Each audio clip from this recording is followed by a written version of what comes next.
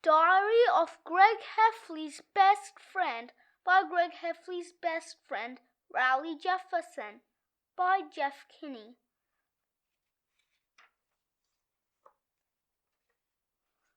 The first thing you need to know about me is that I am Greg Heffley's best friend.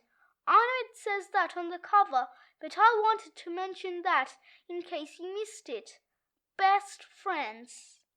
You're probably wondering why I'm writing a book about my best friend, Greg Heffley.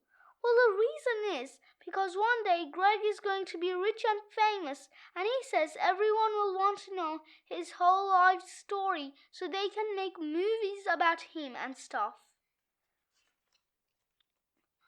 When I told Greg I thought that's what his diary was for, he said it's not a diary, it's a journal, and he whapped me on the head with it.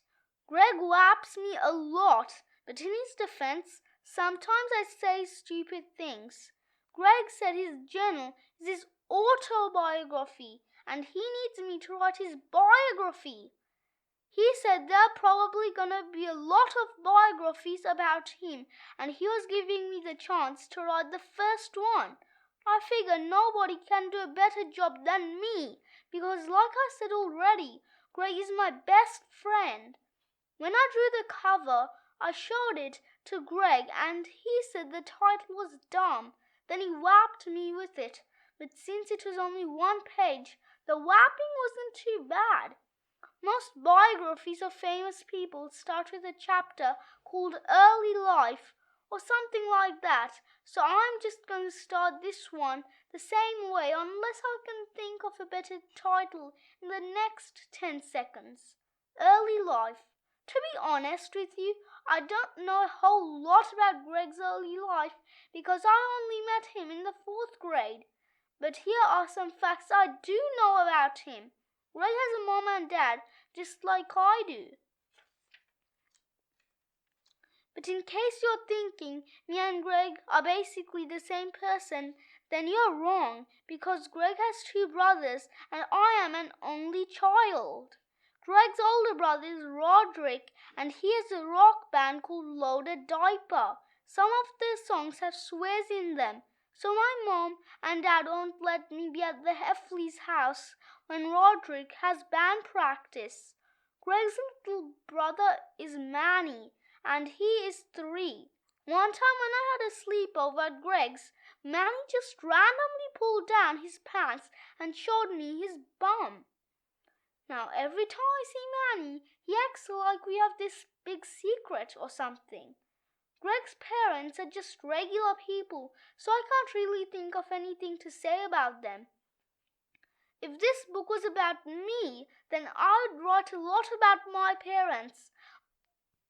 My mom is awesome because she feeds me healthy food and helps me keep my body clean. And my dad is my second best friend after Greg, but I don't tell my dad that. We are best friends, right, son?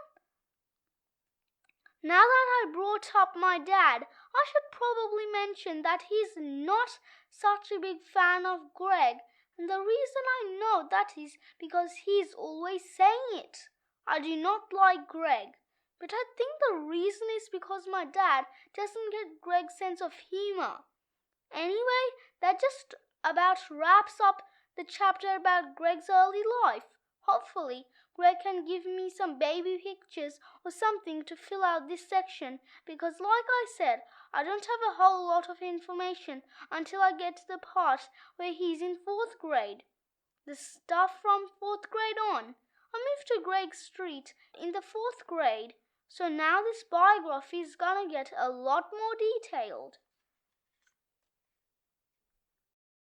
After me and Greg met, we had a few play dates at my house and a few play dates at his house. Oh yeah, I forgot. Greg doesn't like it when I call them play dates. So I'll have to change that in my second draft or else I'm gonna get whapped again. Anyway, me and Greg hung out a lot at each other's houses, but then one day he invited me to his house for a sleepover. I was pretty nervous because I never stayed over at a friend's house before. In fact, I wasn't even sleeping in my own bed yet because I was scared. I told my mom I was too nervous to stay at Greg's, but I got a little less nervous when she said I could take carrots with me. When I got to Greg's, we hung out in his room for a while, but at 9, Mrs. Heffley said it was time to go to bed, and she said we had to sleep in the basement. Well, now I'm super nervous because I think basements are really creepy. As soon as Mrs. Heffley turned the lights off, Greg told me he needed to tell me something important. He said there's a half-man, half-goat that lives in the woods in our neighborhood, so I probably shouldn't go outside alone at night. Well, I was not happy to hear that news, and I really wished someone told my parents about this goat guy before we moved into the neighborhood. Anyway, the goat thing got me totally spooked, so I hid under the covers. But I think Greg got pretty spooked too, because he crawled under them with me. Then all of a sudden, there was this crazy noise right outside the window, and it sounded exactly how a half-man, half-goat would sound.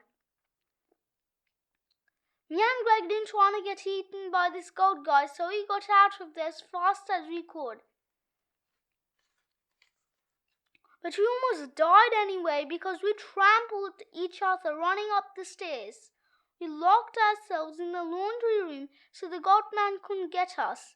But that's when we found out it wasn't the goat guy at all. It was just Greg's brother Roderick playing a trick on us. Okay, so this next part is embarrassing, but since it's a biography, I've got to tell the whole truth.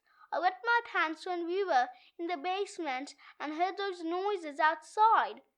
Mrs. Heffley gave me an extra pair of Greg's underwear, but they didn't fit, so my dad had to come and get me and bring me home. And it was a long time before I was allowed to go to Greg's for another sleepover. An even more scary story. Okay, while I'm on the topic of scary stuff, I want to tell a story about something that happened a couple of years ago. One time I was at my grandpa's log cabin with my dad for the weekend, and we took a hike, and I got kind of dirty. Well, technically, it was my dad's cabin because my grandpa died the year before. I called my grandpa Bampy. And the reason I called him that is because when I was 2, I couldn't say grandpa. But then even when I got older and I could say grandpa, nobody would let me change it. And when my grandpa got older, it's the only word he really said. We love you, Dad, Bampy. So anyway, back to the story. After I got dirty from that hike, my dad said I had to take a shower. But Bampy's cabin is really old and it doesn't have a shower, just has one of those creepy old-fashioned tubs. So after I filled up the tub with water and got in, here's what happened next. I had footsteps coming down the hall and I thought it was my dad bringing me a towel or something. Then the door opened real slow, but there was no one there. And if you're thinking, oh Rowley, it was probably your dad playing a trick on you, well, guess what? It wasn't.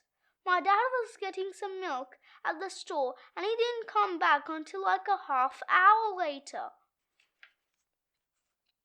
I told my dad what happened with the door and he said it was probably just the wind. But I know what it was. The ghost of Bampy. Bampy. The time I saved Greg from Tevin Larkin's birthday party.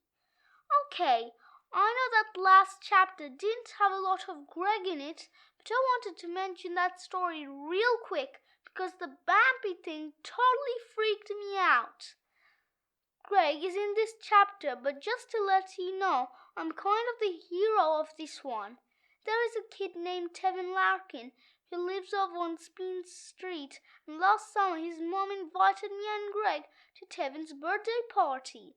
Me and Greg didn't want to go because Tevin is hyper, but both our moms said we had to.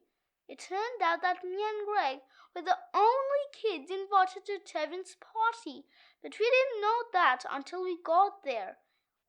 After we gave Tevin his presents, his mom said it was time for party activities. The first activity was to watch this movie about a guy who could turn into a bear and an eagle and a bunch of other animals. And when the movie was over, Tevin wanted to watch it again. But me and Greg told Tevin's mom we didn't want to watch the movie a second time. So she said we could move on to the other activities like pin the tail on the donkey. Well, that just made Tevin mad. He got all wound up and started acting like the guy in the movie who could turn into animals.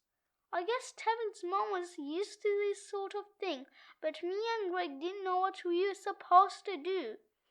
So we went out of the back door and waited in the backyard for Tevin to calm down.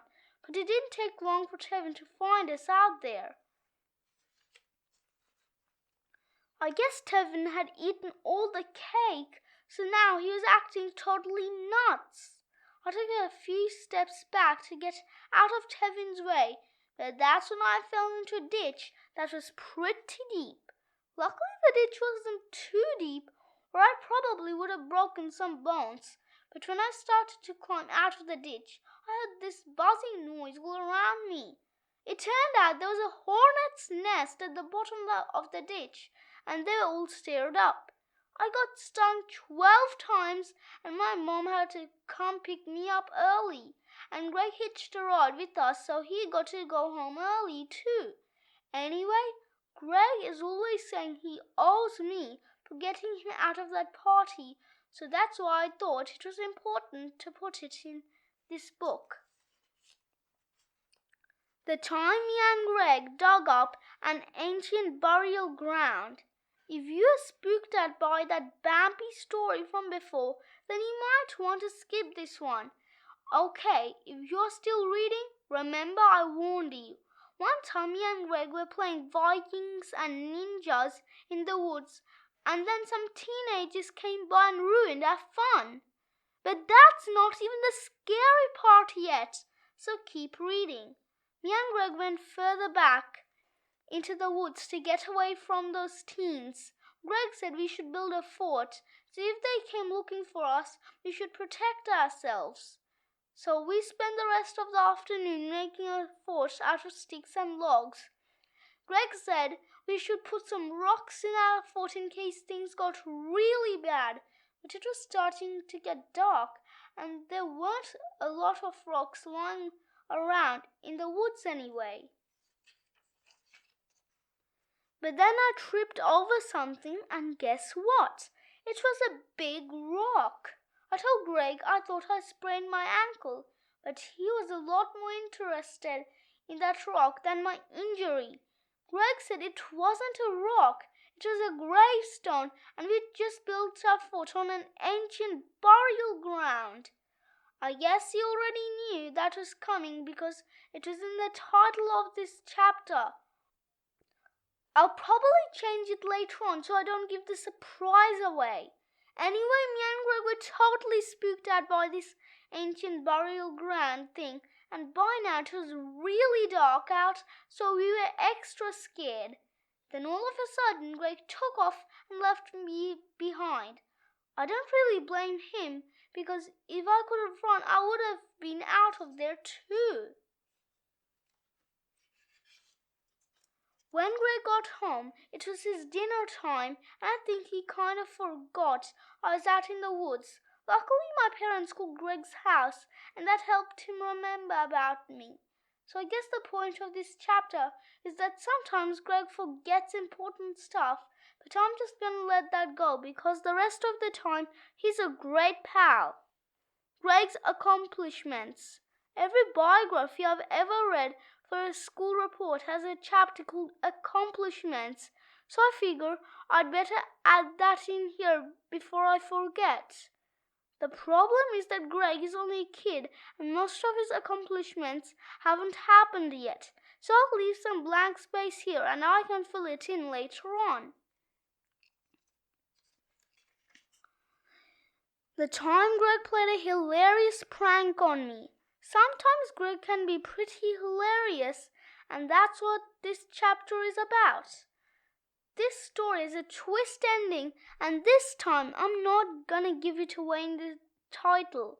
One day, me and Greg were hanging out at my house when my parents went home.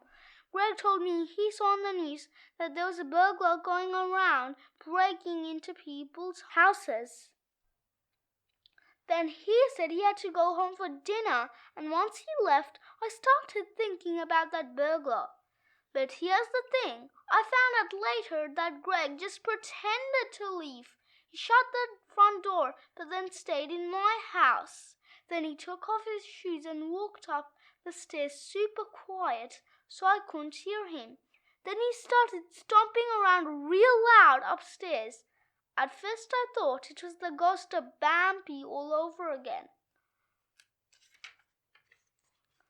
Then I realized it was probably that burglar Greg mentioned, and I almost peed my pants for the second time in this biography. I heard footsteps coming down the stairs and I ran into the garage to hide from the burglar.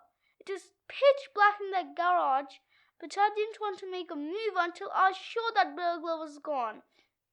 Then all of a sudden, the door to the garage opened real slow, and I knew he was going to get me if I didn't do something. So I whacked him in the face with my dad's tennis racket and made a run for it. Then I ran out of the front door and went to Mrs. Monroe's house next door to tell her to call the cops. But then Greg came out of my house, and that's when I found out the whole thing was just one of his hilarious pranks. Greg was mad at me for 2 whole weeks and said I should have known he's always joking around and that it was a prank. I guess he's got a pretty good point about that since he's always playing wacky pranks on me. So I feel kind of bad about whacking him with the tennis rackets. Another time Greg got mad at me. Okay, there are actually a whole bunch of times that Greg got mad at me, but this story happened on Tuesday, so it's fresh in my mind. Me and Greg were walking home from school and there were slugs everywhere because it just rained the night before. Whenever there are slugs lying around, Greg chases me with one. I guess it's pretty funny if you think about it, but it's never that funny when it's happening. Luckily, I am really fast when someone is chasing me with a slug, so I got away from Greg by jumping up on the big rock in Mrs. Yee's front yard. Greg tried to get me to climb down from the rock, but I didn't really trust him. If you come down, I probably won't make you eat this slug. Greg tried to fling the slug at me, but he lost his balance and almost fell into a giant puddle in front of the rock. Greg was stuck and I felt bad for him because he is my best friend after all. I got down from the rock and tried to help Greg. He told me to pull him back up to his feet, but I guess I heard him wrong. I grabbed him by his feet and that turned out to be a pretty dumb move. I spent the next 3 hours locked in my bedroom and I only came out after Greg got called home for dinner. I'm still waiting for Greg to get me back for the puddle thing, but he says he's gonna get revenge on me when I least expect it. I just hope he hurries up and does something soon because I want to get it over with. The time me and Greg had a double sleepover. Okay, you already know this from the title of the chapter, but this one time, me and Greg had a 2-night sleepover, and I'll bet you think we had a total blast, and you want to read about all the wacky stuff we did. But guess what? It was not that fun at all. The reason this sleepover happened was because my Nana got sick and me and my parents were gonna go visit her, but then Mrs. Heffley said, "Why don't you two go and we'll watch Rowley for the weekend?"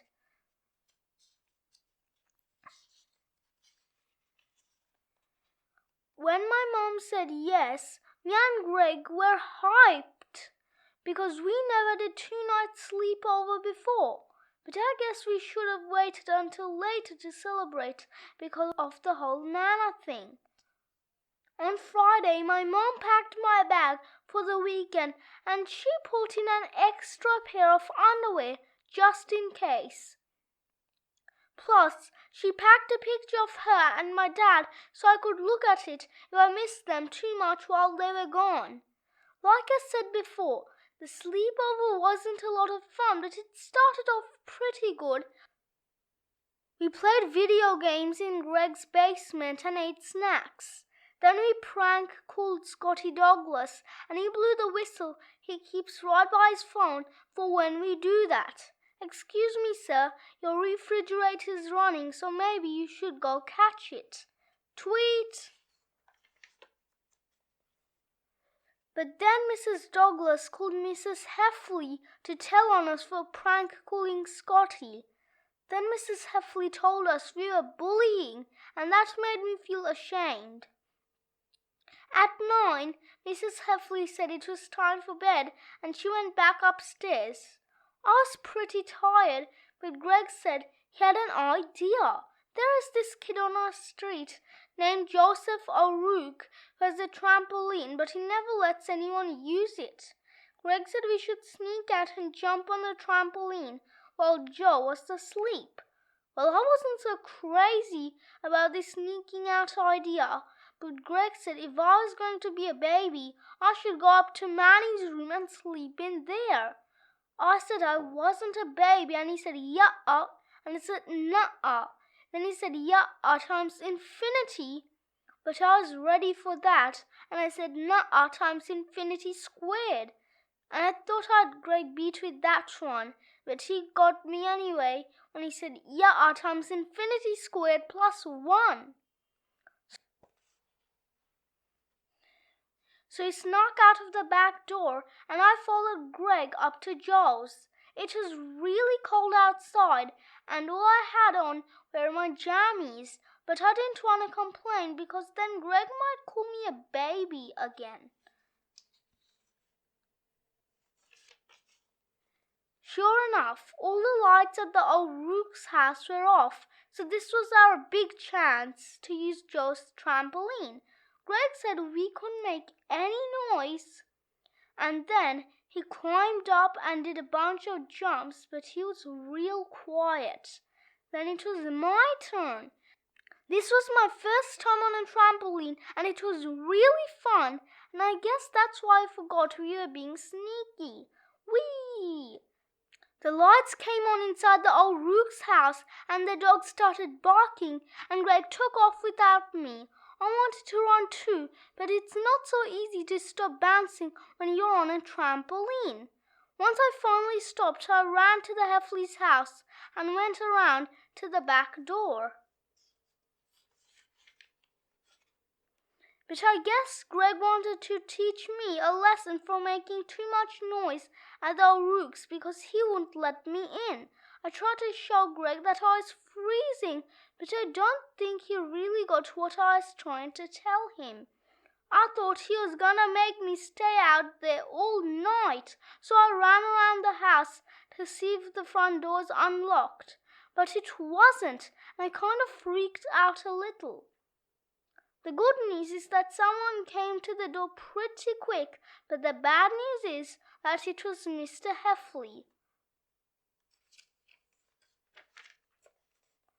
Mr. Heffley told us to get our stuff from the basement because we were going to have to stay in Greg's room so he could keep an eye on us. Then Mrs. Heffley came into Greg's room and said she was disappointed in us for sneaking out, and that made me feel ashamed all over again. But I think Greg gets in trouble a lot, so he didn't seem that ashamed. As soon as Mrs. Heffley went to bed, Greg said I was dumb for making all that noise at the old rooks, and extra dumb for ringing the doorbell. I said I was sorry for saying "wee" on the trampoline, but the doorbell thing was all his fault. Then Greg whacked me with his pillow, and I whacked him back, but I guess we made too much noise, and that's why I had to see Mr. Heffley in his underwear for the second time in one night.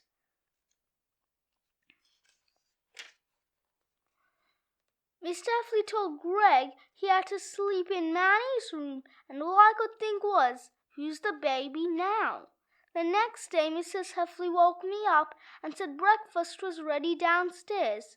Greg was in the bathroom brushing his teeth, and he said he hoped I brought my own toothpaste because if I wanted to use his, I was going to have to pay for it since it was his house. I told him I did have my own toothpaste, and then he said I was going to have to pay for the water I used to brush my teeth. I said I wasn't going to pay for the water because I was the guest and guests are supposed to get treated special. So he said if I wasn't going to pay what I owed, I couldn't eat breakfast or any other meals either. I was like, yeah, right. And then he said I was using his electricity and he shut the light off on me. When I got downstairs, I told Mrs. Heffley about all the stuff Greg said upstairs, and she said I was right about guests being special. Then she let me pick which pancakes I wanted before Greg got to pick. After breakfast, Mrs. Heffley said we had too much screen time the day before and that we had to figure out something to do until lunch. Greg was in a grumpy mood, so I decided to cheer him up with a knock-knock joke. But he wouldn't do the who's there part, no matter how many times I tried. Knock, knock, knock, knock. Hey, Greg, knock, knock. I told Greg I was going to go upstairs and tell his mom he wasn't saying who's there, and that finally made him do it. Who's there? So then I said, what do elephants do at night? But Greg said you're not supposed to ask a question in that part of a knock-knock joke, and I said, yes you are. Then he told me I was dumb, and I said I was going to tell on him for that. And Greg said, go right ahead, and so I did. So Mrs. Heffley came down and told Greg he wasn't allowed to call me dumb or stupid or any other bad names either. But then when she left, Greg said he had a new nickname for me. At first I thought it sounded cool, but then I figured out what he meant. Hey, Stoop. I told Greg I was going to tell on him again, but then Greg said that it was opposite day and everything meant the opposite of what it was supposed to. You are smart. Well, I knew what he meant, so I went and told Mrs. Heffley. But at first she didn't get mad because she didn't know it was opposite day.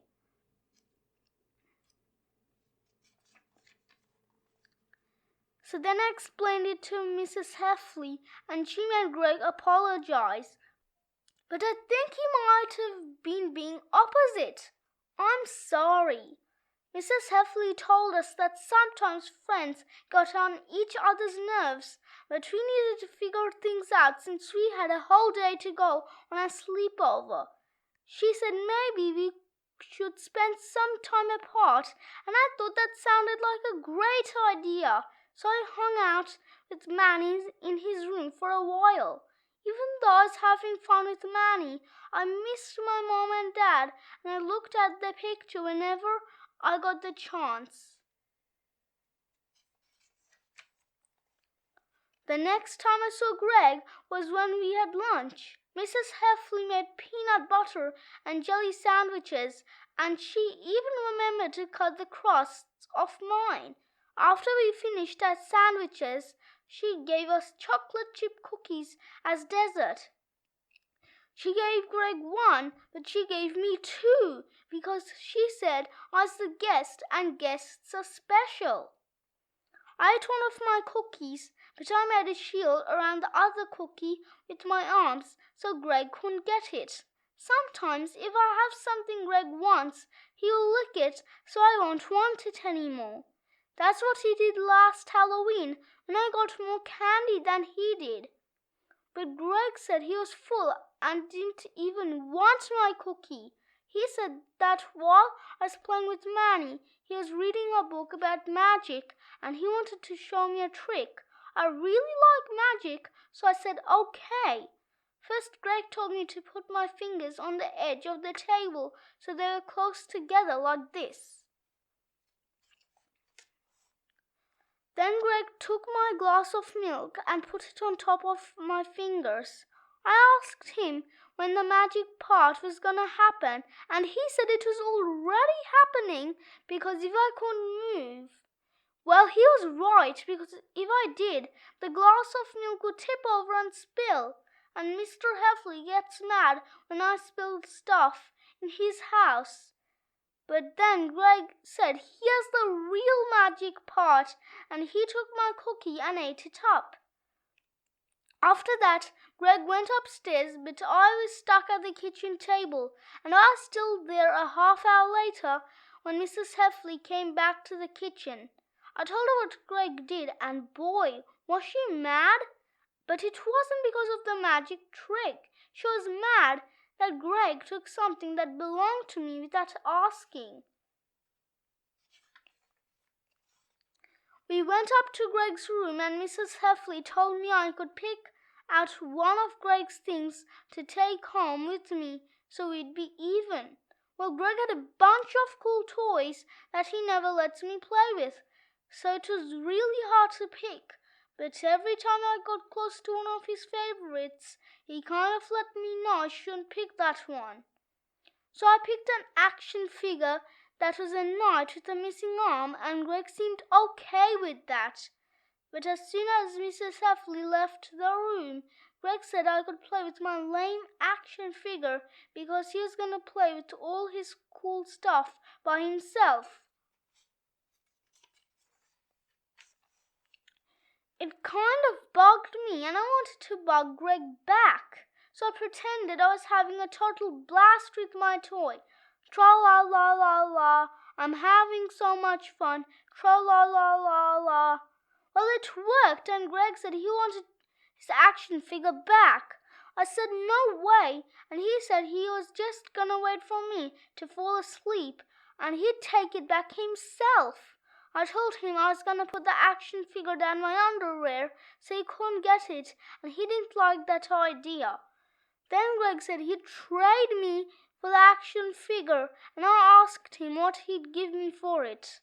Greg said he'd give me 99 cents for the night, and I said okay to that. But then Greg took off his sock and tried to get me to smell it. And I was like, what was that for? And Greg said that was my first scent.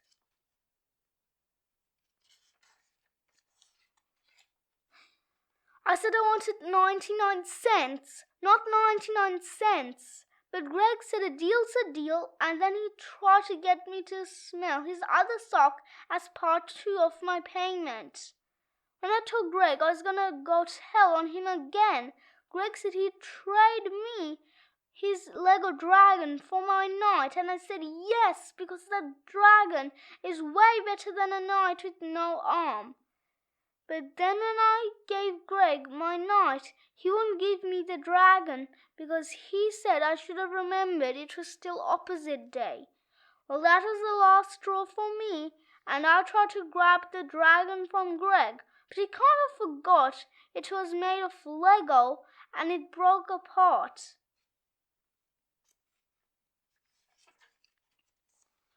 I guess we were making a lot of noise because the next thing we knew, Mrs. Heffley was back in Greg's room. She said she was going to have to separate us for the rest of the night, which was fine with me. Mrs. Heffley said that we had one half of the bedroom and that we had to stay on our own side.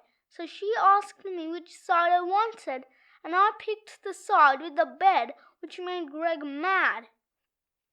When Mrs. Heffley went back to her room, Greg said he was running on an invisible force field between our two sides. Then he said if someone crossed over, they'd get zapped. Greg said he was fine with me having the bed because he could sleep on an air mattress, and plus all the fun stuff was on his side of the room. And when I reached over to Greg's side for my action figure, sure enough, I got zapped.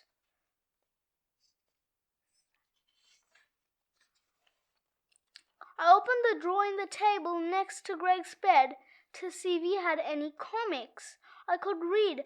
Well, there weren't any comics, but one of Greg's old handheld video games was in there. So I played it, and Greg couldn't do anything because of the force field. Wee-haw!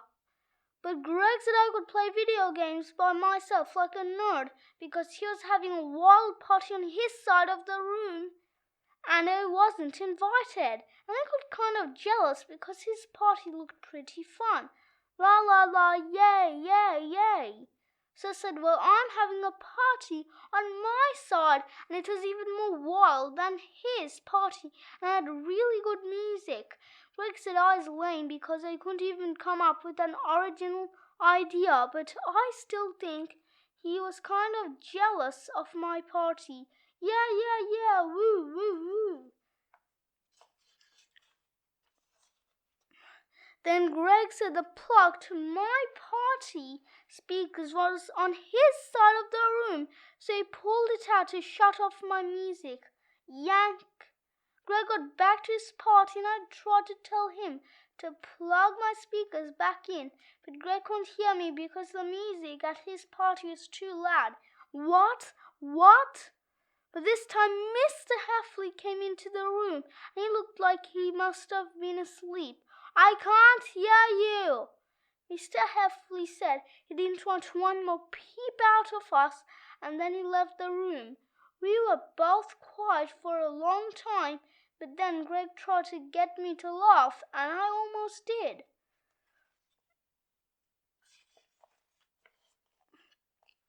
I was kind of glad we had to be quiet because I was getting pretty sleepy anyway, and I wanted to go to bed. I told Greg I needed to brush my teeth, and he said too bad because the force field was still on and I was trapped in my half of the room for the whole night.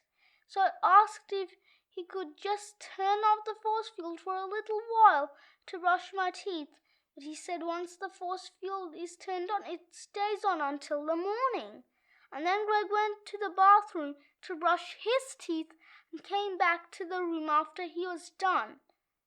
That's when I remembered I need to use the bathroom before I go to bed every night so I don't have any accidents. But Greg said I was just gonna have to hold it until the morning. I said I couldn't make it all the way to morning, and Greg said that wasn't his problem. So I said if Greg didn't shut off the force field, I was going to have to pee into the Chewbacca mug on the table next to Greg's bed. Then he told me he had a special invisible knife that could cut through the force field. Greg showed me how the knife worked by cutting a square in the force field right next to the table where the mug was. Then he reached through the hole and grabbed the mug before I could stop him. I told Greg that he could cut a big hole in the force field so I could get through it to use the bathroom. But Greg said the knife ran on invisible batteries and they got used up when he made his hole, so I was out of luck. Then Greg started talking about all sorts of things that made me feel like I needed to go to the bathroom even more. Finally, Greg got tired and he fell asleep. I thought about trying to sneak past him, but I was worried he was just faking it and I was going to get zapped. After a while, I fell asleep too, but I woke up around 6 in the morning feeling like I was going to burst. I didn't care about the force field anymore, but I was worried that if I used the bathroom I might wake up Mr. Heffley. but I should have just used the bathroom anyway because Mr. Heffley was already up for the day. Luckily, Mr. Heffley didn't look up in time to see me at the window, and when he got up to Greg's room, I was already back in bed. I fell back asleep after a while and got up when Mrs. Heffley said it was time for breakfast. After we ate, Manny wanted to play with me, and I wanted to get my night action figure in from Greg's room, but I couldn't find it anywhere. Greg said he didn't know what happened to it, but Mrs. Heffley said he had to help me look for it. So the two of us searched Greg's room, but to be honest, Greg wasn't being that helpful. I guess Mrs. Heffley thought Greg was hiding the action figure from me because she said if he didn't hand it over in 2 minutes, then he was gonna be in big trouble. Greg said he'd keep looking after he went to the bathroom, but his acting was suspicious, and I'm pretty sure he had something in his hand. Greg locked the bathroom door and Mrs. Heffley told him to come out right this instant. But then the toilet flushed, and when Greg opened the door, there wasn't anything in his hand anymore. So Mrs. Heffley made Greg give me 3 toys, and this time I picked out ones that weren't broken. My mom and dad came and got me just before lunch, and boy, was I glad to see them. And P.S. if you wanted to know what the answer to the knock-knock joke, it's elephants watch television.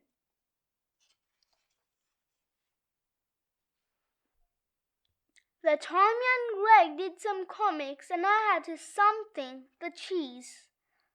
This one is kind of a long story, but I'll give you the short version. In our first year of middle school, me and Greg worked on a comic together called Zoo Wee Mama, and then Greg got bored of it and said I should do it by myself.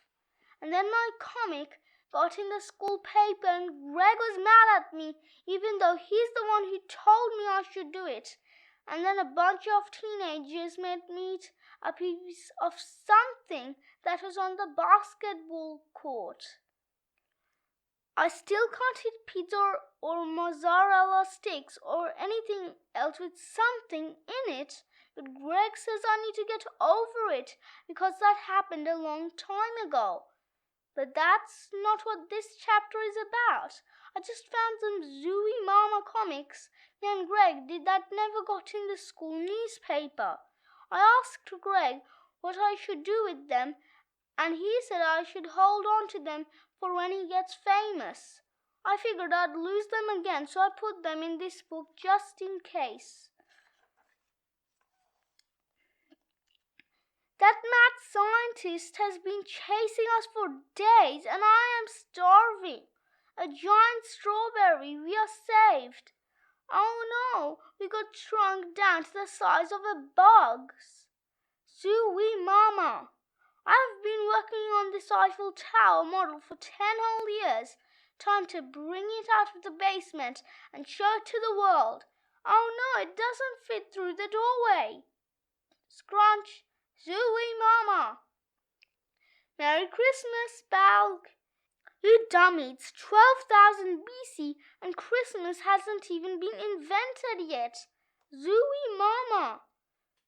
The Adventures of Greg and Rowley. I'm pretty much up to date on Greg's life, so today I showed Greg what I wrote so far. I thought he would like it, but he was mad. Greg said this book was supposed to be about him and not about me. I told him it was hard to write about just him because most of the time we do stuff together. He said I need to go back through the book and take out all this stuff with me in it. I told him that would be dumb because then the book would only be like 1 page long.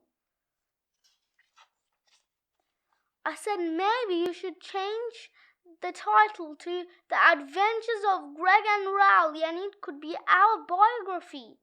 Then I said since there's a lot of scary stuff in this book, we could make it into a spooky series where these 2 pals solve mysteries.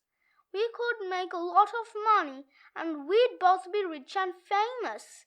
Greg said that was the stupidest idea he ever heard. He said this book is about his life, and if he wants to, he can just change the name of Greg's best friend to Rupert, and then he won't tell me anything. Plus, he said he'd make Rupert really dumb and drooling all the time.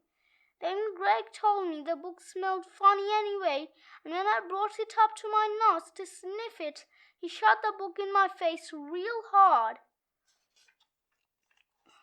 So I say, "Hey, what was that for?" And Greg said that's what I got for dropping him in the puddle. Then he said he got me back when I least expected it, and I guess he was right about that. But I was pretty mad anyway, and I whacked him with the book, which is pretty heavy now, and it's got all these pages in it. Well, I guess Greg wasn't expecting that because he lost his balance and fell into a big puddle.